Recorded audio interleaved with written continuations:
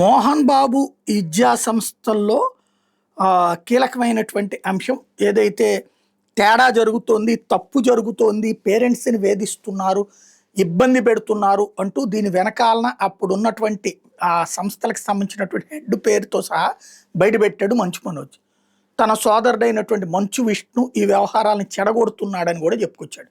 ఆ డబ్బులను తన సినిమాలకు వాడుకుంటున్నాడని కూడా చెప్పుకొచ్చాడు.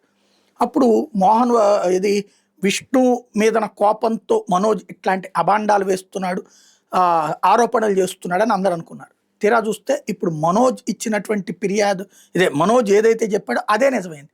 ఉన్నత విద్యాశాఖ చేసినటువంటి విచారణలో అవన్నీ నిజాలని తేలినాయి. అదనపు ఫీజులు వసూలు చేయడం, సర్టిఫికెట్లు ఇవ్వకుండా ఏడిపించడం, కాలేజీకి అటెండ్ అయినా కాలేదని చెప్పి రికార్డులో చూపించి పెనాల్టీలు వసూలు చేయడం, ఇట్లా రకరకాలుగా వేధించారన్నటువంటి విషయం తేలింది.